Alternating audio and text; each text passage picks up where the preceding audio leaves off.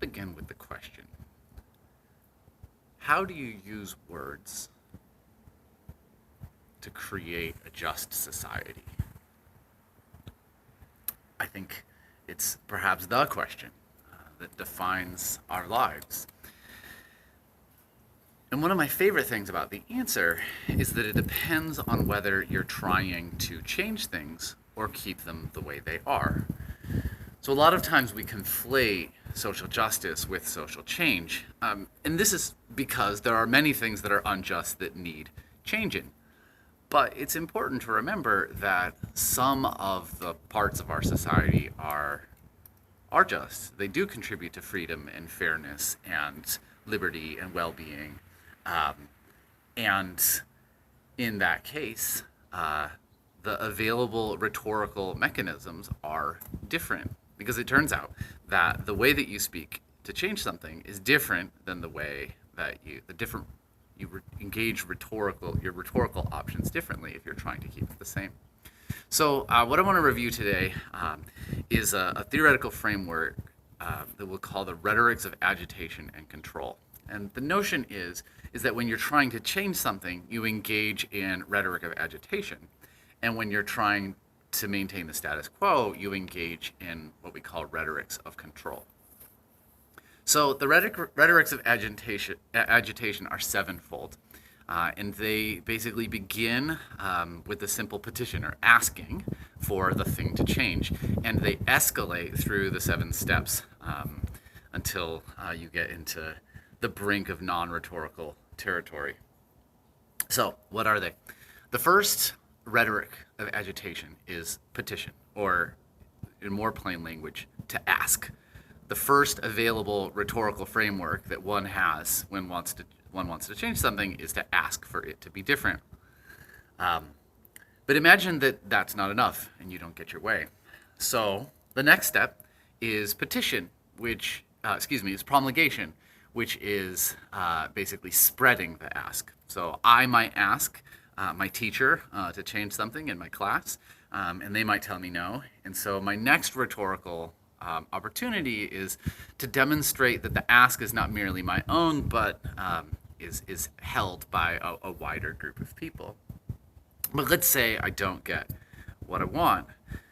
So usually where folks go next, the next rhetorical modality is called solidification. And so once I've asked the question broadly, lots of people have asked the question, then what people often try to do is they try to demonstrate that it's not a one-off question, it's not a mere interest in the here and now, but it's a long-term question. And so by demonstrating that the question, that the need, that the social issue is persistent, I engage in rhetorics of solidification, creating organizations, which is really just naming that this thing isn't going away, or creating sort of ongoing events, making people seem like, nope, like I can't just get away with this boiling over and the question disappearing.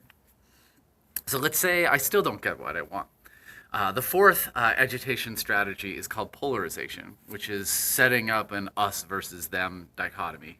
And really, it's a rhetorical strategy rooted in eroding the legitimacy of the folks who are saying that it can't be done. It is a promotion strategy because some people kind of try to ride the line between the question askers and the folks who are maintaining the status quo.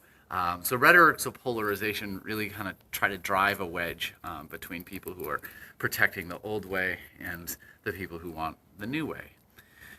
So let's say that doesn't work. Usually the next strategy from there is the rhetoric of nonviolent resistance. So nonviolent resistance has hundreds of forms, but it sounds like what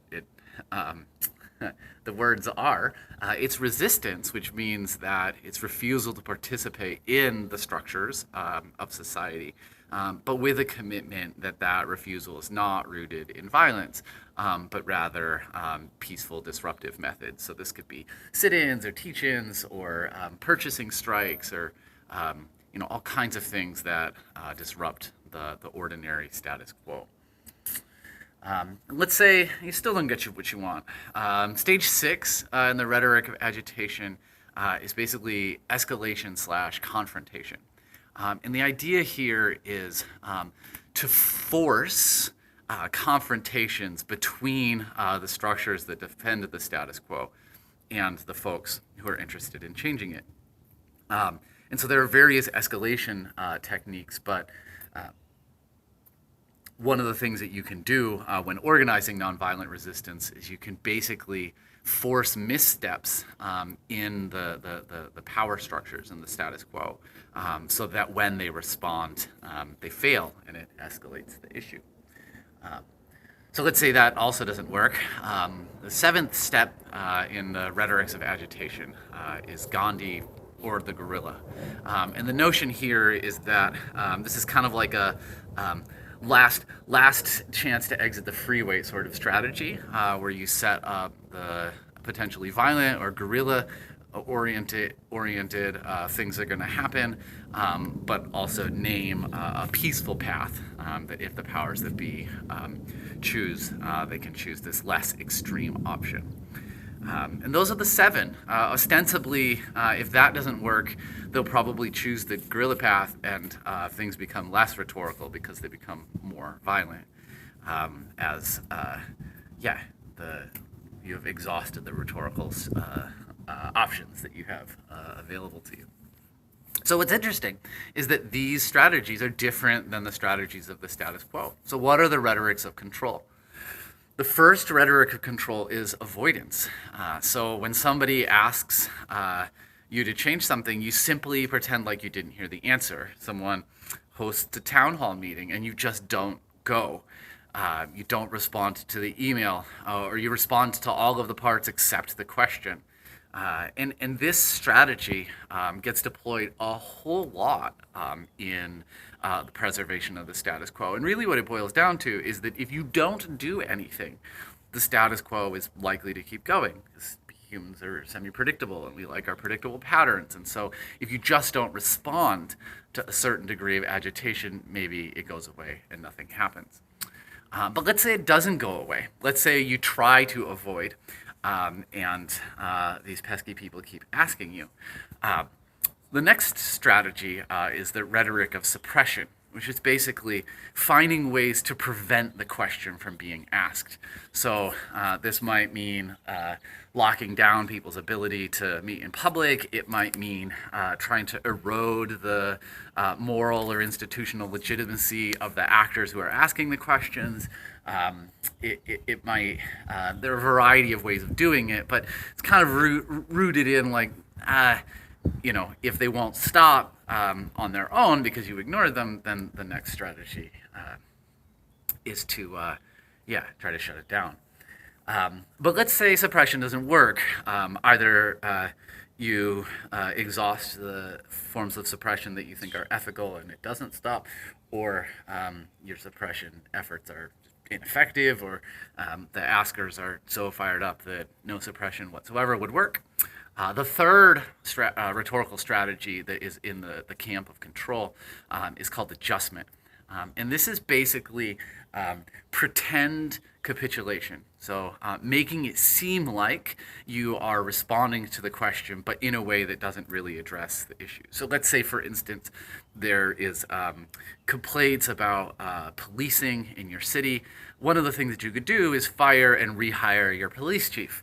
The people who are advocating for it, they'll cheer, they'll feel like they did something. But if you use the same old racist hiring practices and hire the same old racist police chief, then what did you really do? Nothing.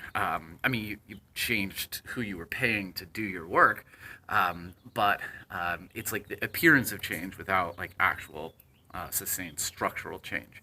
And adjustment is the strategy that is used often, right?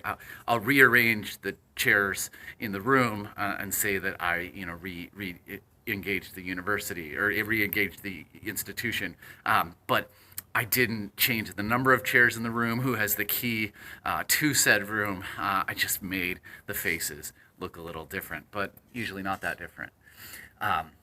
The fourth rhetoric of control is capitulation, which is to assent to the request, to make the change that has been asked. So I think that the value of this theoretical framework, one, it's descriptive. Lots of protests, of movements, and aspects of institutional and political advocacy follow these frameworks.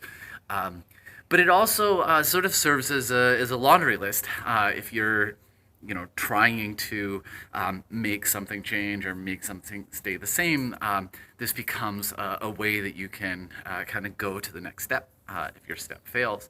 And it's also a framework that helps you anticipate the rhetorical strategies that are going to get used by the folks that you are, trying to shape society with. And that if you ignore a request for a time, you might find that that request gets asked by more people, and then it starts to solidify. And likewise, if you ask, expect that maybe you'll get ignored. And for sure, be on the lookout for capitulation, because that shit is dirty.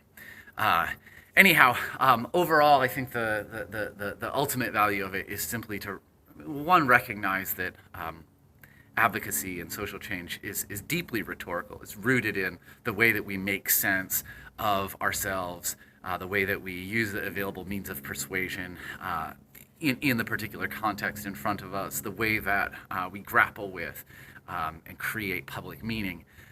But to recognize that the reserves of rhetorical frameworks look differently depending on where we're positioned in the social issue.